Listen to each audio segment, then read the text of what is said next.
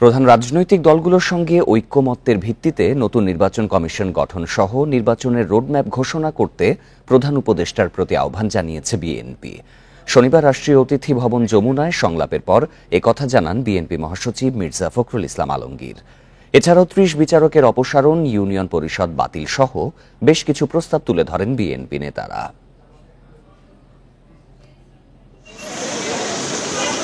প্রধান উপদেষ্টার সঙ্গে সংলাপে অংশ নিতে শনিবার বেলা 2:15টায় রাষ্ট্রীয় অতিথি ভবন যমুনায় আসে বিএনপির ৬ সদস্যের প্রতিনিধি দল। নেতৃত্ব দেন দলের মহাসচিব মির্জা ফখরুল ইসলাম আলমগীর। ১ ঘণ্টার বৈঠক শেষে বিএনপি মহাসচিব জানান, আগামী নির্বাচনের প্রস্তুতি নিয়ে প্রধান উপদেষ্টার সঙ্গে আলোচনা হয়েছে। এছাড়া বিতর্কিত ব্যক্তিদের সংস্কার কমিশনে না রাখা এবং জাতীয় নির্বাচনের রোডম্যাপ ঘোষণার দাবি জানিয়েছে বিএনপি। 14, 18, 24 সালে যে সকল নির্বাচন কমিশন ছিল, তার প্রধান নির্বাচন কমিশনার এবং কমিশনার সহ তাদেরকে পক্ষপাতদুষ্ট নির্বাচন করার অভিযোগে তাদেরকে আইনের আওতায় আনার কথা বলেছি। আমরা বিচারপতি খায়রুল হক, যিনি আমরা মনে করি যে নির্বাচন ব্যবস্থাকে ধ্বংস করার জন্য মূল হোতা, যিনি তত্ত্বাবধায়ক সরকার আইন বাতিল করার মূল নায়ক ছিলেন, তার বিরুদ্ধে আমরা আইনগত ব্যবস্থা নেওয়ার কথা বলেছি রাষ্ট্রদ্রোহিতার অপরাধে। নির্বাচন কমিশন নিয়োগ আইন স্থগিত করে অবিলম্বে নির্বাচন কমিশন গঠন, ৩০ জন বিচারকের অপসারণ, ইউনিয়ন পরিষদ বাতিল সহ বেশ কিছু প্রস্তাব তুলে ধরেন বিএনপি নেতারা। নির্বাচন কমিশনার নিয়োগ আইন স্থগিত করে প্রধান রাজনৈতিক দলসমূহ ঐক্যমতের ভিত্তিতে অনতিবিলম্বে নির্বাচন কমিশন গঠন করতে হবে এবং আমরা একটা রোড ম্যাপ দিতে বলেছি। নির্বাচন কমিশন কবে নির্বাচন হবে সেই আমরা একটা রোড ম্যাপ দিতে বলেছি। আমরা এনআইডি কার্ড, যেটা আপনার স্বরাষ্ট্র মন্ত্রণালয়ে স্থানান্তর করার কথা আইন করা হয়েছিল, সেটাকে অর্ডিন্যান্স জারির মাধ্যমে বাতিল করতে বলেছি। আমরা বিতর্কিত কোনো ব্যক্তি যেন কখনো এই নির্বাচন সংস্কার কমিটিতে না যায় সেই কথা আমরা বলেছি। বিএনপি মহাসচিব জানান, প্রধান উপদেষ্টা তাদের জানিয়েছেন একটি নিরপেক্ষ নির্বাচন অনুষ্ঠানকে অগ্রাধিকার দিয়ে কাজ করছে অন্তর্বর্তী সরকার। তারা মনে করেন।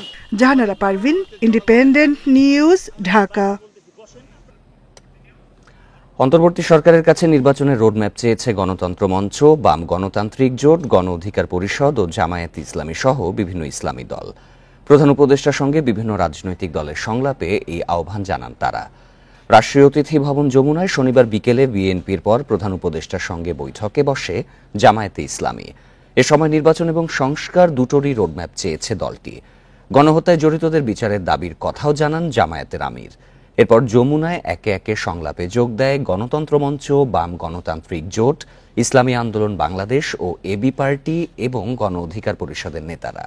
বিকেল 5টা থেকে শুরু করে রাত 8টা পর্যন্ত চলে দফায় দফায় বৈঠক। পরে বৈঠক শেষ করে গণতন্ত্র মঞ্চের নেতারা জানান, রাষ্ট্র সংস্কারের পাশাপাশি গার্মেন্টস খাতের অস্থিরতা তুলে ধরা হয়েছে। ফ্যাসিবাদ সরকার যাতে ফিরতে না পারে সেটিরও আহ্বান জানানো হয়েছে।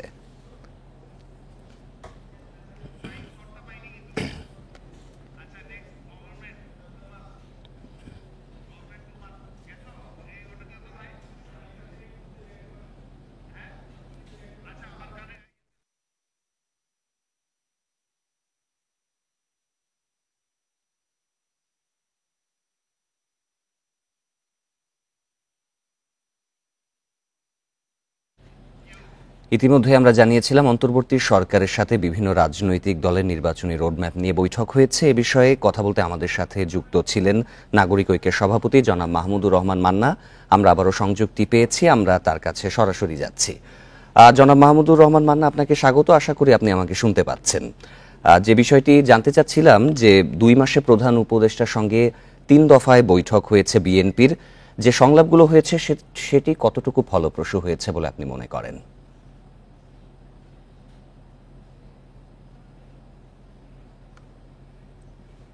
সঙ্গে আজকে সংলাপে কি হয়েছে তা তো আমি জানি না।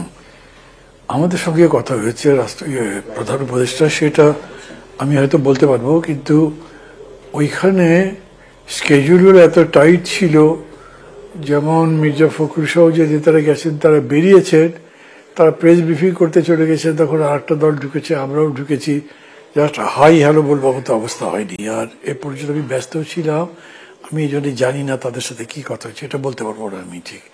তবে জানাতেন যে আপনারাও তো আজকে বৈঠক করেছেন, তারপরে সাংবাদিকদের মুখোমুখিও হয়েছেন, তো নির্বাচনী রোডম্যাপ তো সব দলই চাইছে, আপনাদের প্রস্তাবনা মূলত কি কি ছিল?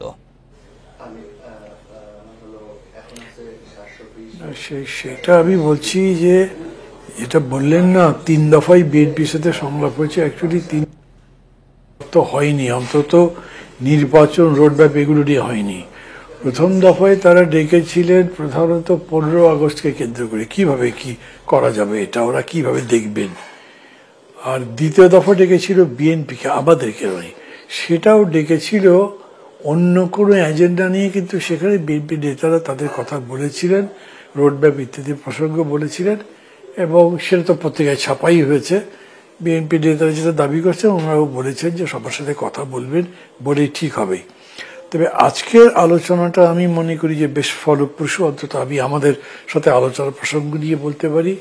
প্রধান উপদেষ্টা এসেই প্রথম বলেছেন যে আজকে ঠিক 2 মাস পার হলো আমাদের, এই 2 মাস কেমন গেল, আমরা কেমন করলাম, কি ভালো ছিল কি ভালো ছিল না, আরো কি করতে পারতাম, এই সব কিছু বিষয়ে আপনাদের সাথে একটু কথাবার্তা বলতে চাই। এই জন্যই ডাকা, সবার সাথেই কথা বলছি আমি, বোঝার জন্য, যাতে পরবর্তীতে আমরা কারেকশন করতে পারি।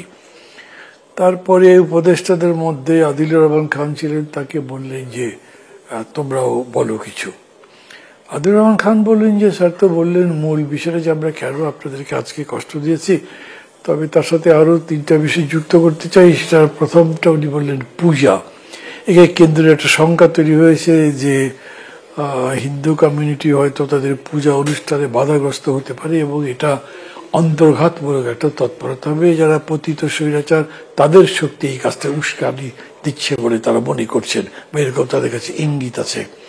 দ্বিতীয় বিষয়টা বলেছেন শিল্প খাতে যে উচ্ছৃঙ্খলতা বা অশান্তি দেখা দিচ্ছে, বিশেষ করে গার্মেন্টসে, সেটা নিয়ে কি করা যায়। আর তৃতীয় বিষয়টা বলেছেন সংস্কার নিয়ে। তো প্রথম দুটো বিষয় খুব সংক্ষেপে বলা যায় যে ধরেন আমরা আমাদের সর্বাত্মক সহযোগিতার কথা বলেছি, কারণ আমরা মনে করি যে বাংলাদেশ একটা সেকুলার দেশ, বাংলাদেশ গণতন্ত্র আছে, সবার জন্য সবাই নিজের ধর্ম পালন করতে পারেন, তারাও নির্বিঘ্নে তাদের নিজেদের ধর্ম যাতে পালন করে সেই জন্য তাদের উপরে বিশেষ তাদের সিকিউরিটি দেওয়া হোক। একটা প্রশ্ন একটু স্পষ্ট বলেছি, অতীতে এরকম হয়েছে যে ধরেন কোনো একটা এলাকায়, একটা থানাতে বা একটা জেলাতে এরকম ঘটনা ঘটেছে, ওই জেলা বা থানা প্রশাসনের কোনো দায় নেই, যেন তাদেরকে কেউ দায়ী করেনি, কোনো ব্যবস্থাও নেয়নি, তাদেরকে খুঁজেও দেখতে পারেনি কি কাজ করেছো। আমরা এবার বলেছি আগেই আপনারা জানিয়ে দেন, এরকম ঘটনা যদি ঘটে এখন থেকে তৎপর থাকো, এটা যাতে না হয়, যদি ঘটে এবং সেটা তদন্তে যদি তোমাদের কোনো দোষ পাওয়া যায় তাহলে আমরা শাস্তিমূলক ব্যবস্থা নেব। মাহমুদুর রহমান মান্না, বর্তমান তো অন্তর্বর্তী সরকার তো বলেছে যে তারা একটা নির্বাচনী পরিবেশ সৃষ্টির জন্য চেষ্টা করছে, তো আপনাদের দলের পক্ষ থেকে আপনারা কতদিন সময় দিতে চান আসন্ন নির্বাচনের আগে, যে সবকিছু ঠিকঠাকভাবে সম্পন্ন হবে? আচ্ছা, আমি বুঝতে পেরেছি আপনারা এই বিষয়টার উপরে ফোকাস করতে চাইছেন। তো অ্যাকচুয়ালি এরকম করে আলোচনাটা শুরু হয়নি, যেহেতু 3টা এজেন্ডা ছিল না। পরবর্তী সংস্কারের কথা যখন আসলো, আমাদের কাছে বিষয় খুব স্পষ্ট। আমরা মনে করি যে যেইভাবেই সরকারটা আসছে সেটা একটা বিরাট গণঅভ্যুত্থানের মধ্যে দিয়ে, সেই গণঅভ্যুত্থান একটা আকাঙ্ক্ষাও তৈরি হচ্ছে। সেই আকাঙ্ক্ষার কথা আমরা আগেও বলেছিলাম, শুধু সরকার বদল নয়, সাথে সাথে সমাজ বদল, একটা নতুন গণতান্ত্রিক রাষ্ট্র সমাজ নির্মাণের ব্যাপার, এবং সেটার জন্য এই রাষ্ট্র সমাজের সংস্কার করতে হবে। সেই সংস্কারে কি কি এজেন্ডা আছে, কি কি ইস্যু আছে, সেগুলো তারা যেমন 6টা কমিটির মধ্যে 5টা গঠন করেছেন, আগামী রোববারের মধ্যে বোধহয় আরও একটা গঠন করবেন। ওটা তারা যাতে সবার সঙ্গে কথা বলে এজেন্ডাটা ফিক্স করে এবং তাদের প্রস্তাবগুলো ঠিক করে, এটা বলেছি। এবং এরই ভিত্তিতে প্রশাসনকে, সিভিল, পুলিশ এবং অন্যান্য যাই আছে, প্রশাসনকে সাজিয়ে একটা গ্রহণযোগ্য নির্বাচনের ব্যবস্থা করেন। আমাদের বলা যাচ্ছে যে আসলে রাষ্ট্রটা সংস্কার হবে, তারপরে আসলে পরবর্তী পদক্ষেপের কথা আপনারা জানাচ্ছেন। জনাব মাহমুদুর রহমান মান্না, আপনাকে ধন্যবাদ আমাদের সাথে আলোচনায় অংশগ্রহণ করার জন্য। আমাদের সাথে আলোচনায় যোগদান করার জন্য এই পর্যায়ে যোগ দিচ্ছেন এবি পার্টি সদস্য সচিব জনাব মুজিবুর রহমান মঞ্জু। আপনাকে স্বাগত জানাচ্ছি, আশা করছি আপনি আমাকে শুনতে পাচ্ছেন। যে বিষয়টি শুরুতে জানতে চাই যে প্রধান উপদেষ্টার সংলাপে এবি পার্টি মূলত কি কি প্রস্তাব দিয়েছে? জি, আপনাকে ধন্যবাদ। আসলে আমাদের তো আজকে মিটিংটা ছিল 5:30টায়, কিন্তু দুর্ভাগ্যজনকভাবে মান্না ভাই যেটা বললেন যে আমাদেরও অনেক দেরিতে ঢুকতে হয়েছে, অর্থাৎ আমাদের সাথে আলোচনাটা শুরু হয়েছে প্রায় 8টা 10 এই সময়ে, এবং আমি এখনো কিন্তু গাড়িতেই ওখান থেকে ফিরছি।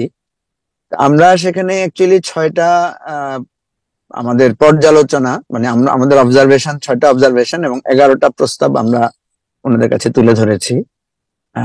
আমাদের যে অবজারভেশন গুলোর মধ্যে ছিল যে দেশের আইন শৃঙ্খলা পরিস্থিতি এখনো ঠিক হয়নি, তারপরে জনপ্রশাসন, স্বরাষ্ট্র মন্ত্রণালয় সহ বেশ কিছু মন্ত্রণালয়ের কাজের খুবই বেহাল অবস্থা, সেগুলো আমরা তুলে ধরেছি। দেশের বাজার ব্যবস্থাপনার যে ত্রুটি বিচ্যুতি, সেগুলো আমরা বলার চেষ্টা করেছি। এরপরে আহত যারা আছেন, নিহত যারা হয়েছেন, তাদের পরিবারের পুনর্বাসনের যে কথা ছিল, সেই কথাগুলো আমরা তুলে ধরেছি। এর বাইরে আমরা সরকার যে একটা রূপকল্প দিবে বলেছিল, যে রোডম্যাপ দিতে বলেছিল, যে সেটা এখনো দেয়নি। এবং আমরা আরো একটা কথা বলেছি, সেটা হলো যে আপনার যে কমিশন গুলো গঠন করা হয়েছে, সেই কমিশন গুলোর কাজ একটু দেরি হয়েছে, মানে এখনো কাজটা শুরু হয়নি, কাজটা আরো আগে শুরু হতে পারতো। এই কয়েকটা অবজারভেশন দেওয়ার পরে আমরা কিছু সুপারিশ বা আমাদের কিছু প্রস্তাবনা তুলে ধরেছি। বেসিক্যালি আমরা কিন্তু একটা টাইম ফ্রেম বলেছি ওনাদেরকে, আমরা বলেছি 1.5 থেকে 2 বছরের মধ্যে আমরা মনে করছি যে সরকার চাইলে, আন্তরিক হলে, ওনারা কিছু সংস্কার, মৌলিক সংস্কারগুলো, যারা 6টা কমিশনের কথা ওনারা বলেছেন, এর বাইরে আমরা আরো 2টা কমিশনের কথা বলেছি, শিক্ষা কমিশন, স্বাস্থ্য কমিশন।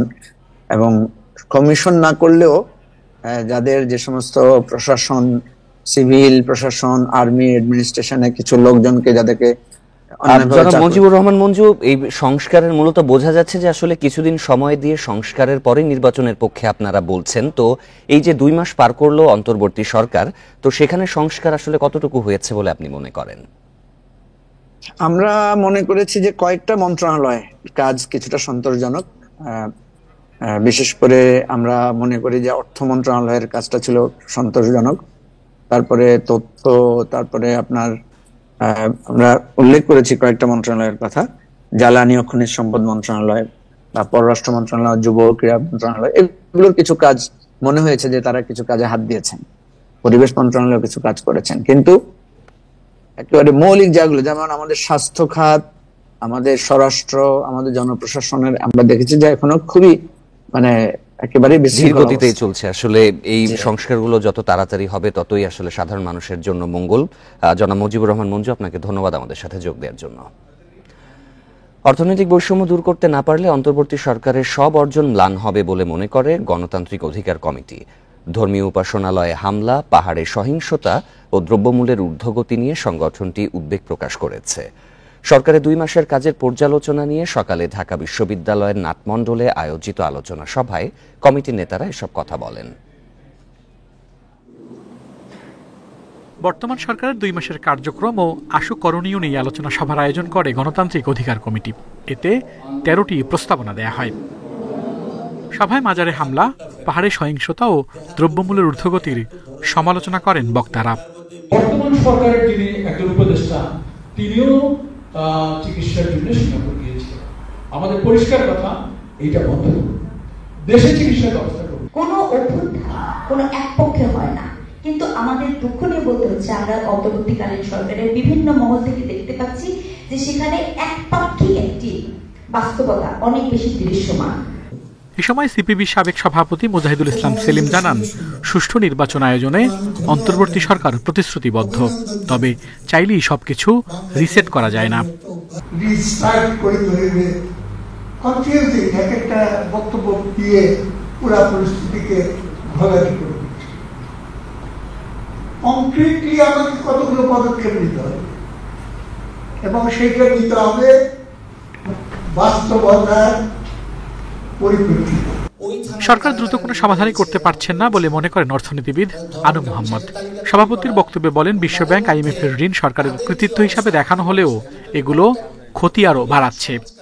আনন্দের বদলে মানুষের মধ্যে ভীতি আসছে, এটা কি একটা ভয়ঙ্কর কথা না? কেন আনন্দ, যেখানে আনন্দ হবে, আশা-আকাঙ্ক্ষা, প্রত্যাশা, সেটাকে বাড়ি দিচ্ছে, সেটার উপরে আঘাত আসছে এই সমস্ত কিছু দুর্বৃত্তের কারণে, যারা ধর্মের কারণে কিংবা ধর্মের নাম করে এই সমস্ত কাজগুলি করছে, কিংবা নানা রকম পরিচয়ের নাম দিয়ে তারা এই সমস্ত কাজ করছে। তো এটা আমরা চাই যে সরকারের কণ্ঠস্বর আর একটু জোরালো হোক।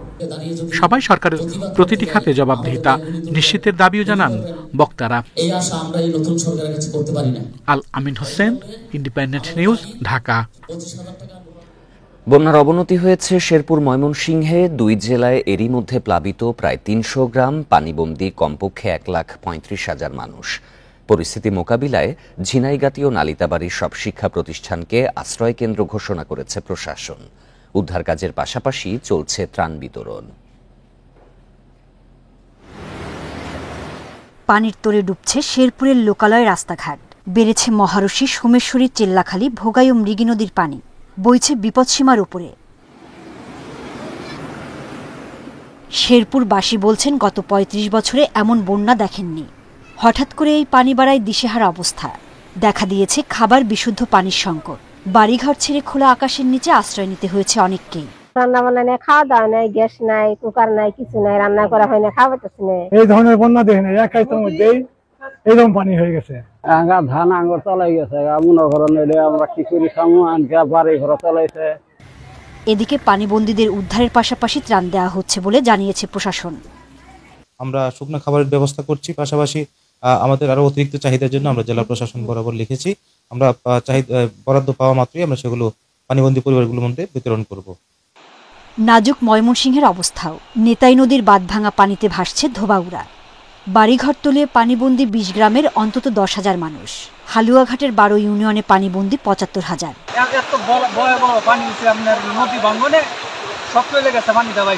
সকল মানুষ রাত থেকে খাবারের অভাবে আছে, তাদেরকে আমরা তাৎক্ষণিকভাবে সংশ্লিষ্ট মেম্বারের বাড়িতে এখন খাওয়ানোর ব্যবস্থা করেছি। আজকে সারাদিনই এইভাবে তাদেরকে আমরা টেক কেয়ার করব। এদিকে বৃষ্টি উজানের ঢলে আবারও পানি বাড়ছে কুড়িগ্রামের তিস্তা, ধওলা, দুধকুমার ও ব্রহ্মপুত্রে। সোহেলি জাহান, ইন্ডিপেন্ডেন্ট নিউজ।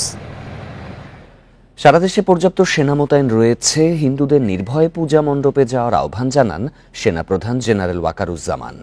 বিকেলে রাজধানী ঢাকেশ্বরী মন্দির পরিদর্শন করে তিনি কথা বলেন। সেনাপ্রধান আরও বলেন, সরকারের নির্দেশনা অনুযায়ী আইন শৃঙ্খলা ব্যবস্থা নেওয়া হয়েছে। দুর্গাপূজায় সবার নিরাপত্তায় প্রস্তুত রয়েছে সেনাবাহিনী। জেলায় জেলায় মোতায়েন সেনাবাহিনী পূজা মণ্ডপের নিরাপত্তা নিশ্চিত করবে। তিনি আশা করেন হিন্দু ধর্মাবলম্বীরা উৎসবমুখর পরিবেশে দুর্গোৎসব উদযাপন করবে। এ সময় হিন্দু ধর্মাবলম্বীদের পূজার শুভেচ্ছা জানান সেনাপ্রধান। মহানগর সর্বজনীন পূজা কমিটি ও বাংলাদেশ পূজা উদযাপন পরিষদের নেতারা তাকে স্বাগত জানান।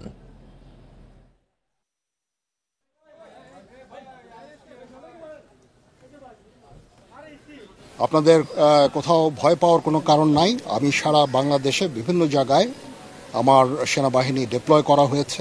আমি বিশেষভাবে বলে দিয়েছি, এটাই স্বাভাবিক হওয়াই কথা ছিল যে আমরা স্বভাবতই একটা সুন্দর পরিবেশ চাই এবং সেই পরিবেশে ক্ষমতাচ্যুত আওয়ামী লীগ সরকারের সাবেক এমপি ও প্রধানমন্ত্রী কার্যালয়ের সাবেক মুখ্য সচিব আবুল কালাম আজাদকে গ্রেপ্তার করা হয়েছে। শনিবার সন্ধ্যায় রাজধানী ধানমন্ডি থেকে তাকে গ্রেপ্তার করে ঢাকা মহানগর গোয়েন্দা ডিবি পুলিশ। ঢাকা মহানগর পুলিশের গোয়েন্দা শাখার অতিরিক্ত কমিশনার রেজাউল করিম মল্লিক জানান, সুনির্দিষ্ট অভিযোগের ভিত্তিতে আবুল কালাম আজাদকে ধানমন্ডি থেকে গ্রেপ্তার করা হয়েছে। তবে অভিযোগের বিস্তারিত তিনি জানাননি। রোববার সাবেক এই মুখ্য সচিবকে আদালতে হাজির করা হবে। গত সংসদ নির্বাচনে আওয়ামী লীগের মনোনয়নে জামালপুর 5 আসন থেকে এমপি হয়েছিলেন আবুল কালাম আজাদ। ছাত্র জনতার অভ্যুত্থানে 5ই আগস্ট শেখ হাসিনার নেতৃত্বাধীন আওয়ামী লীগ সরকারের পতনের পর অন্তত 222টি মামলার তথ্য পাওয়া গেছে। এর মধ্যে 190টি মামলায় হত্যার অভিযোগ আনা হয়েছে।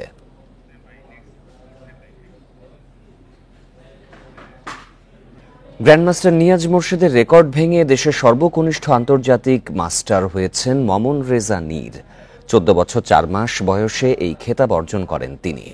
1981 সালে 15 বছর 5 মাস বয়সে শারজাতে এই খেতাব অর্জন করেছিলেন গ্র্যান্ডমাস্টার নিয়াজ। আন্তর্জাতিক মাস্টার হতে চাই 2400 রেটিং ও 3টি নর্ম। গেল জুলাইয়ে রেটিং পয়েন্ট পার করলেও তৃতীয় নর্মের অপেক্ষায় ছিলেন। হাঙ্গেরিতে গ্র্যান্ডমাস্টার প্রতিযোগিতায় সেই অপেক্ষাটা পূরণ করলেন তিনি। 8ম রাউন্ডের খেলায় ভারতের আন্তর্জাতিক মাস্টার পান্ডা সুমিতকে হারিয়ে স্বপ্নের পথে আরও এক ধাপ এগিয়ে গেলেন। নীরের বর্তমান রেটিং পয়েন্ট 2419। 24 ঘন্টায় ডেঙ্গুতে আক্রান্ত হয়ে 5 জনের মৃত্যু হয়েছে। এ সময় নতুন করে হাসপাতালে ভর্তি হয়েছেন 927 জন ডেঙ্গু রোগী। শনিবার স্বাস্থ্য অধিদপ্তর থেকে পাঠানো বিজ্ঞপ্তিতে এই তথ্য জানানো হয়েছে। চলতি বছর এই রোগে মৃতের সংখ্যা বেড়ে 182 জনে দাঁড়িয়েছে। এছাড়া এখনো পর্যন্ত ডেঙ্গুতে মোট আক্রান্তের সংখ্যা বেড়ে দাঁড়িয়েছে 35,365 জন। নতুন করে আক্রান্তদের মধ্যে 260 জনই ঢাকা উত্তর সিটি কর্পোরেশনের এবং 172 জন দক্ষিণ সিটি কর্পোরেশনের। এছাড়া ঢাকার বাইরে বরিশাল বিভাগে সবচেয়ে বেশি 102 জন এবং সর্বনিম্ন সিলেট বিভাগে 9 জন রোগী রয়েছে। আক্রান্তদের মধ্যে 64.2% পুরুষ এবং 35.8% নারী।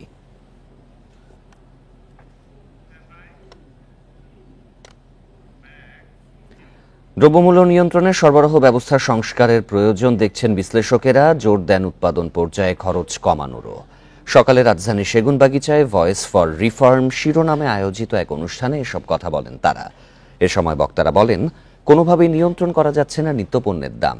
সরকার পরিবর্তনের পরও কয়েক দফায় বেড়েছে দাম। এতে চরম বিপাকে পড়েছেন সাধারণ মানুষ। পরিস্থিতি নিয়ন্ত্রণে উৎপাদন বাড়ানোর পাশাপাশি উৎপাদন খরচ কমানোরও দাবি জানানো হয়। পরে বক্তারা সিন্ডিকেট বন্ধেরও নানা পরামর্শ দেন। বাংলাদেশ থেকে অর্থ আত্মসাতে অভিযুক্ত পিকে হালদারের 3 সহযোগী জামিন মঞ্জুর করেছে কলকাতার আদালত। তারা হলেন পিকে হালদারের ভাই প্রাণেশ হালদার, ইমাম হোসেন ওরফে ইমন হালদার এবং শর্মী হালদার ওরফে আমানা সুলতানা। জামিনের শর্ত হিসেবে তাদের 5 লাখ রুপির ব্যক্তিগত বন্ড জমা দিতে হবে বলে জানিয়েছে আদালত। তারা যেতে পারবেন না ভারতের বাইরে। শনিবার কলকাতার নগর দায়রা আদালতে বিচারক প্রসন্ন মুখোপাধ্যায়ের এজলাসে শুনানি হয়। এদিন আদালতে তোলা হয় পিকে হালদার সহ 6 অভিযুক্তকে। তবে ইডির আইনজীবী অরিজিৎ চক্রবর্তী জানিয়েছেন, বাংলাদেশে সাজাপ্রাপ্ত হওয়ায় পিকে হালদার, স্বপন মিস্ত্রি ও উত্তম মিস্ত্রির জামিন খারেজ করে দেয় আদালত। এই মামলার পরবর্তী শুনানি 8ই নভেম্বর। 2022 সালের 14ই মে পিকে হালদারকে গ্রেপ্তার করে ইডি। 3 জন অ্যাকিউজডকে ল্যান্ড কোর্ট বেল দিয়েছেন। শর্ত দেওয়া হয়েছে তারা ভারতবর্ষের বাইরে যেতে পারবেন না, তারা কোনো রকম উইটনেস বা এভিডেন্সের সঙ্গে কথা বলতে পারবেন না, আর তারা। এই ছিল বিরতিহীন সংবাদে আমন্ত্রণ পরের আয়োজন।